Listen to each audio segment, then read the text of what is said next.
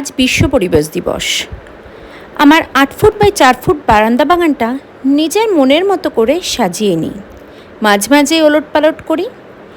গাছ তো কেনা হয় সারা বছর, বিশেষ দিনে বিশেষ কিছু কেনার মতো ইচ্ছা থাকে। ঘুরে ফিরে তাদের আশেপাশে নিজের মতো করে নিজের সময়টা কাটানো যায় এদের সাথে।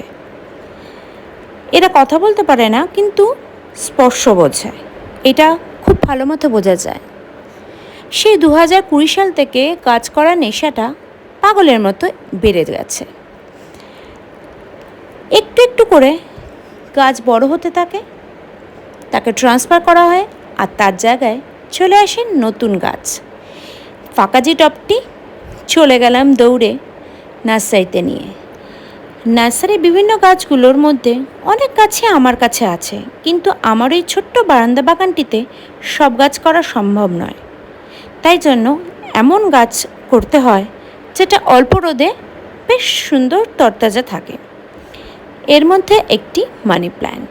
ব্যাস, যেমন বলা তেমন কাজ নিয়ে চলে এলাম বাড়িতে, আর বসিয়ে একেবারেই নিয়ে আসলাম, আর তাকে জায়গায় রেখে দিলাম। ফাঁকাটা মোটেও দেখতে ভালো লাগে না।